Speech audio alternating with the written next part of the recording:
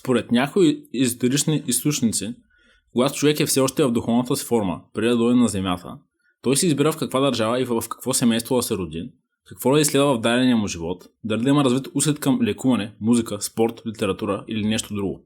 Дори в някаква степен, приятелите и хората, с които го среща съдбата, са хора, с които в минали животи имал някакви взаимоотношения и му напомнят директно или индиректно за мисълта му.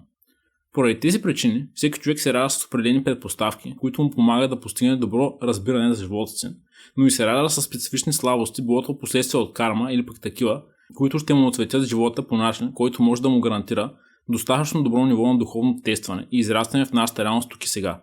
Или иначе казано, може да си красива, но да си самотна и неразбрана. Може да си богат, но да си в застой или вкопчен в това, което притежаваш. Може да си фантазьор и да виждаш невероятни красоти в сънищата си, но да се чувстваш огорчен и объркан в нашата реалност.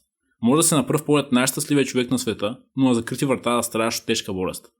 Ще завърша оптимистично с една езотерична формула, която гласи, че всичко, което не вреди на мен или на човечеството, е възможно. Възможно е човек да притежава различни умения, възможно е да има това, което желае, но трябва да бъде наясно, че всяко нещо идва на определена цена и в определен момент.